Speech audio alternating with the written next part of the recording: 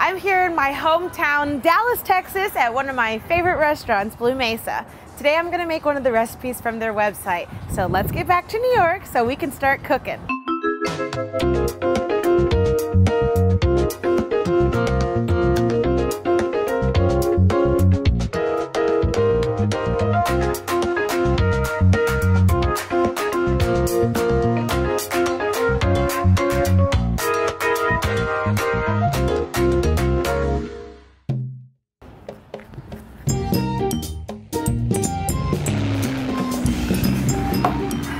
Okay, so now we are back in New York. We just got off the plane off Chomp Airways. Luckily, they had a grocery store on the flight. How lucky. So we got everything we needed to make our shrimp poblano corn chowder, which is one of Blue Mesa's best recipes. First things first, I have turned my oven on to 450 degrees and I am going to roast some corn. Now, since it is not summer and we can't get fresh corn right now, I've got some frozen corn. Please excuse all the booze in the freezer. I know it's not very ladylike, but that's all right. You could probably also use canned corn. I'm gonna cover it in foil. We need about a cup of corn. I'm going to roast the corn for half an hour in the 450 oven before adding it to my chowder. Blue Mesa is one of my absolute favorite restaurants.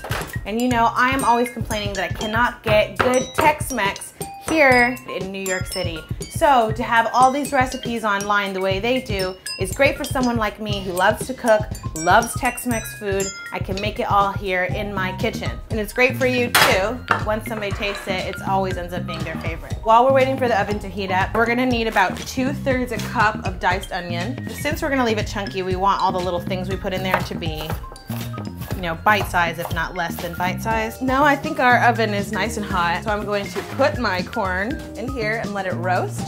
Half an hour, let's set the timer. I'm just gonna need 1 poblano pepper here, but I bought 2 just because I figure I'll use it again. And I'm gonna dice it, cut the spine and the seeds out. The seeds are the really spicy part, so keep some if you like it real spicy, but don't keep them all because then it'll kill you. Okay, so we need 2/3 cup of this stuff as well. So actually that wasn't really enough. That was one poblano, but luckily I bought an extra one because I wasn't sure, which is a good tactic. Chopping up my peppers. You know, Mexican food is a joke in the East and in the Midwest, I'm sorry.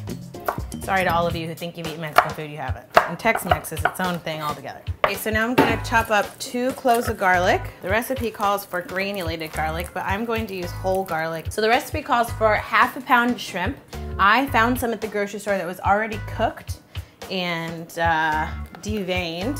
All I need to do is pull off the tails. And this shrimp, I think, was $5, $4.70. So I think it's better if you can just buy it already cooked because the process of peeling and deveining shrimp is kind of difficult. I certainly don't know what I'm doing. Preparing everything while my corn is roasting, just so that, you know, I'm making the best use of my time, which is what I like to do in the kitchen. While the cat destroys my house in the background. We're going to be using cumin and some white pepper. A little bit of it packs kind of a big punch, so if you leave it out, you notice. Go ahead, buy yourself a thing of white pepper, especially if you cook a lot of Tex-Mex because you're gonna need it. 1/2 teaspoon of cumin and 1/4 teaspoon of white pepper. All-purpose flour. We need 6 tablespoons of it. I'm gonna use one of Ben's fancy Scotch glasses. Okay, so this is 6 tablespoons of flour that now we have readied and set aside. Okay, so it actually only took about 20 minutes for our corn to roast in the oven. Pour it in here with our vegetables. Now we're gonna take my beautiful stock pot, which is a brand new thing that I got from some very lovely Economy Bites fans. We're turning this on high. We're gonna use some peanut oil or you can use some vegetable oil. So now we saute. We wanna make sure we move everything around a lot so it doesn't burn. Then we're gonna add the shrimp. And we're going to add the white powder and the cumin. And I'm gonna add a pinch of salt. We're just gonna let that cook for like 2 to 3 minutes. Oh, it smells amazing! Everything's starting to get translucent. Now I'm going to add my 6 tablespoons of flour. We're gonna stir and form a roux. Keep adding oil until the little paste that we're forming here with the flour, you want it to be smooth. It looks like it's kind of coated and bready. It's good. And then we're going to add a cup of heavy cream and 4 cups chicken stock. We're picking up the bits of fat that have browned onto the bottom of the pot. We're just whisking that in. The color is starting to look like a chowder, isn't it? So what we're gonna do now is just simmer it for about half an hour Oh, that is amazingly good. So it's been about half an hour. I'm gonna turn off my timer here. The soup has turned a nice kind of golden brown color. So I'm just going to ladle a good sized bowl of it. And you can see there's still a lot left in that pot. Garnish it with a couple of green onions. Now let's take a taste. Oh, it's creamy and really smoky. Oh, and it's completely delicious.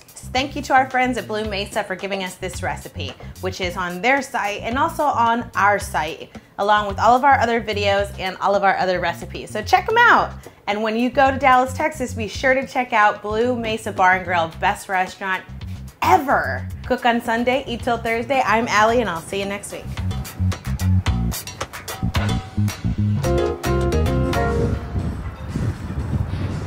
It's very windy.